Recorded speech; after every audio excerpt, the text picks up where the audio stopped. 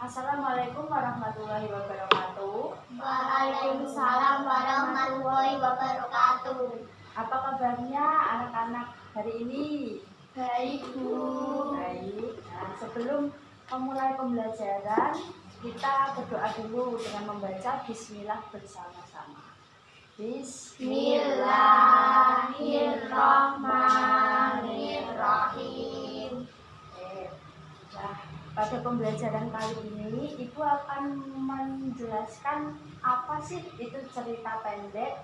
Ada yang tahu apa itu cerita pendek?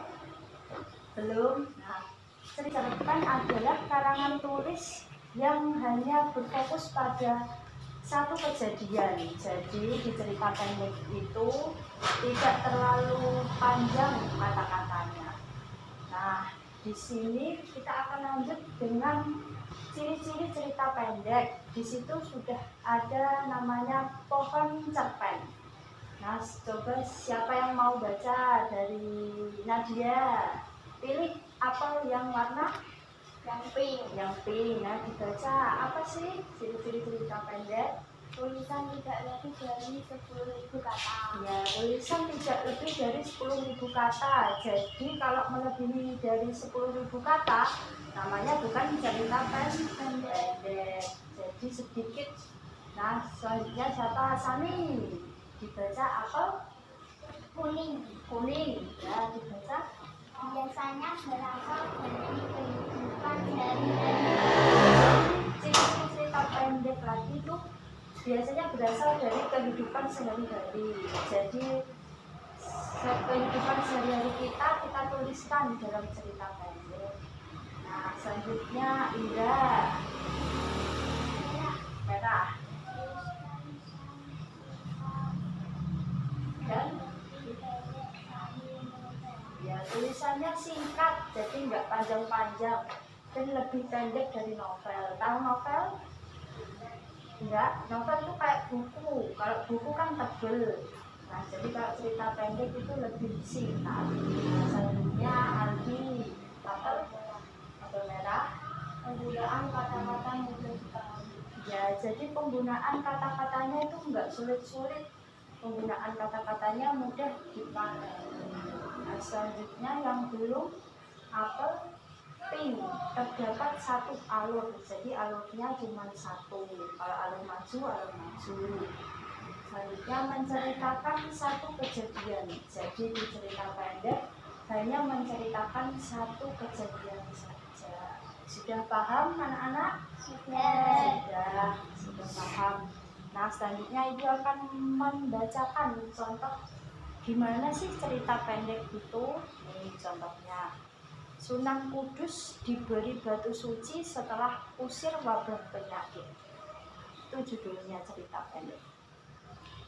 Sunan Kudus memiliki nama Ja'far Shodiq, putra Raden Usman Haji yang bergelar Sunan Ngudung di Jipan Panolang, sebelah utara Bulu. Sunan Kudus juga termasuk salah seorang pujangga yang berinisiatif mengarang cerita-cerita pendek yang berisi filsafat serta berjiwa agama. Di antara buah ciptaannya yang terkenal ialah Gending Mas Kumambang dan Wiji. Di dalam riwayat dikisahkan Raden Ja'far Shodiq itu suka mengembara baik ke tanah Hindustan maupun ke Mekah.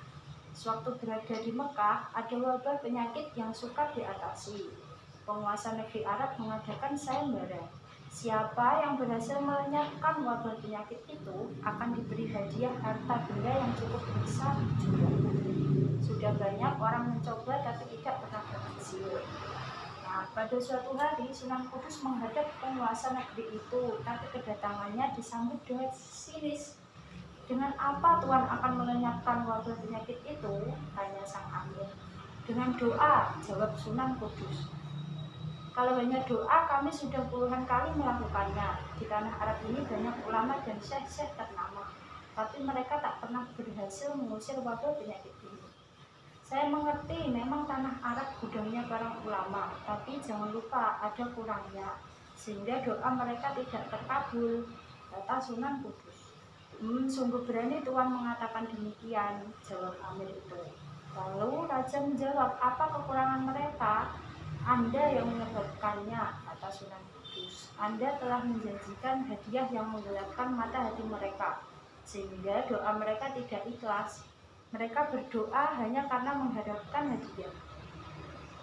Sunan Kudus lalu dipersilahkan melaksanakan niatnya. Kemudian, orang yang menderita sakit keras secara mendadak langsung sembuh. Hadiah yang dijanjikan raja pun diberikan kepada Sunan Kudus. Namun beliau menolaknya. Ia hanya ingin meminta sebuah batu yang berasal dari Baitul Maqdis. Kemudian batu itu pun dibawa ke tanah Jawa, dipasang di pengimaman Masjid Sunan Kudus. Batu suci tersebut pun kemudian menjadi tanda berdirinya masjid yang terdapat inskripsi tentang pendirian Masjid Menara pada tahun 1956 Hijriah. Nah, itu dia contoh dari cerpen yang ada di cerita di Sunan Kudus. Sudah bisa berarti kalau membuat cerpen ya sudah bisa. Nah, berarti selanjutnya kita akan membuat cerita pendek. Nah, jadi ibu akhiri dulu pembelajaran hari ini dengan bacaan Alhamdulillah. Bersama-sama Alhamdulillahirabbil alamin. Ibu akhiri, wassalamualaikum warahmatullahi wabarakatuh.